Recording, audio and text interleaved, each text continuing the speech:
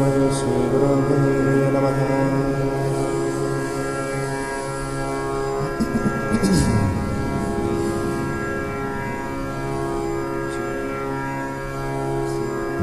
The teacher, even if he be young, illiterate, or addicted to the enjoyment of sense objects, even if he be a servant or householder, none of these should be considered.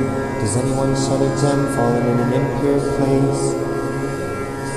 In such a case, one should not consider even the quality of scholarship. A worthy person should recognize only the essence. It is not about or devoid of beauty and familiar paint, nevertheless very passengers. The unmoving one, who without effort possesses all that is movable and immovable, is consciousness, naturally calm like the sky. How can he, the one and all-pervading, who moves effortlessly all that is movable and immovable, be differentiated? To me, she is non-dual. I am verily supreme, since I am the absolute, more essential than all essences, since I am free from birth and death, calm and undifferentiated. Thus I, free from all components and worshipped by the gods, but being full and perfect, I do not recognize any distinctions such as gods and the like. Ignorance does not create any doubt. What shall I do, being endowed with modifications of the mind may arise and dissolve like bubbles in water? And thus am I ever pervading all existence, beginning with cosmic intelligence, pervading soft, hard, sweet, and pungent substances.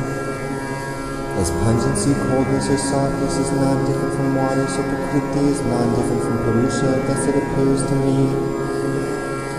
The Lord of the universe is devoid of all names. He is subtler than the subtlest, supreme. She is spotless, beyond the senses, mind, and intellect. Where there is such a natural being, how can there be I? How can there be even you? How can there be the world? That which has been described as being like ether is indeed like ether, that is consciousness, blameless, omniscient, and perfect.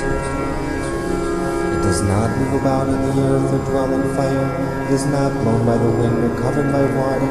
Space is pervaded by it, but it is not pervaded by anything. It is existing within and without. It is undivided and continuous. One should successively take recourse to the objects of concentration, as mentioned by the yogis, in accordance with their subtlety, invisibility, and attributelessness. When through constant practice one's concentration becomes objectless, then being divested of merits and demerits, one attains a state of complete dissolution in the absolute, through the dissolution of the object of concentration, but not before then. For the destruction of the terrible poisonous universe which produces the unconsciousness of delusion, there is but one infallible remedy, the nectar of naturalness. That which is form is visible to the eye, while the formless is perceived mentally, but the self being beyond existence and non-existence is called being intermediate. The external existence is the universe, the inner existence is called Prakriti. One should try to know that which is more interior than the inner existence, that which is like water than the kernel of the coconut. Illusory knowledge relates to what is outside, correct knowledge to what is inside. Try to know that which is more interior than the inside, that which is like water than the kernel of the coconut. There is only one very clear moon on the full moon night. One should perceive that, the self, like the moon, seeing duality is perversion. It is indeed in this way that intelligence becomes divided and ceases to be all-comprehending. A giver attains to wisdom and is sung with millions of names. Whoever, whether they be ignorant or learned, attains to the full awareness of truth, the grace of the teacher's wisdom becomes detached from the ocean of worldliness. He who is free from attachment and hatred, devoted to the good of all beings, fixed in knowledge and steady, shall attain to the supreme state. As the space within a spot dissolves in the universal spark, As the space within a pot dissolves in the universal space when the pot is broken, so a yogi in the absence of the body dissolves into the Supreme Self, which is his true being. It has been said that the destiny of those devoted to action is the same as their thought at the end, but it has not been said that the destiny of those established in yoga is the same as their thought at the end.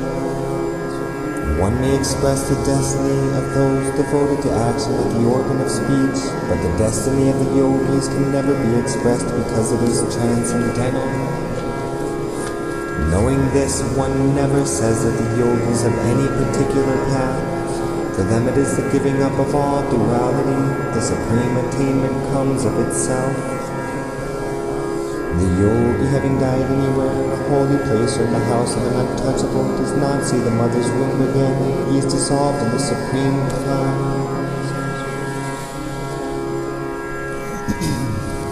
He who has seen his true self, which is innate, unborn, and incomprehensible, does not, if anything desired happens to him, become tainted. Being free from taint, that one never performs any action. The man of self-restraint or the ascetic, therefore, is never bound.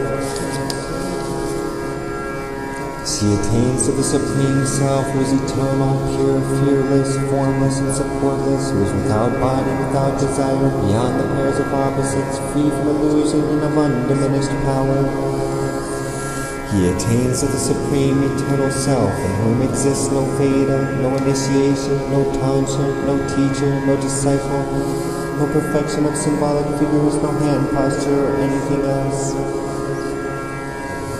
He attains to the Supreme Eternal Self, in whom exists neither Shambhavi, nor Shakti, nor Annavi initiation, neither a sphere, nor an image, nor a foot, nor anything else, neither a beginning nor ending, neither beginning nor ending, nor a jar, etc. He attains to the Supreme Eternal Self, in whose essence the universe of movable and immovable objects is born, in whom it rests, into whom it dissolves, even as foam and bubbles are born of the transformation of water. He attains to the Supreme Eternal Self, in whom is no closing of nostril, nor gazing, nor posture, in whom is neither knowledge nor ignorance, nor any nerve current. He attains to the Supreme Eternal Self, who is devoid of manifoldness, oneness, many in oneness and otherness, who is devoid of minuteness, length, largeness, and nothingness, who is devoid of knowledge, knowableness, and sameness. She attains to the Supreme Eternal Self, whether she has perfect self-control or not, whether he has withdrawn his senses well or not, whether she has gone beyond activity or is active. That one attains the Supreme Eternal Self, who is not mind, intelligence, body, senses, or egoism, who is neither the subtle elements nor the five gross elements, nor of the nature of space. When injunctions cease and the yogi attains to the Supreme Self, their mind being void of differentiations, he has neither purity nor impurity. His contemplation is without distinguishing attributes, and even what is usually prohibited is permissible to him. When mind and speech can utter nothing, how can there be instruction by a teacher?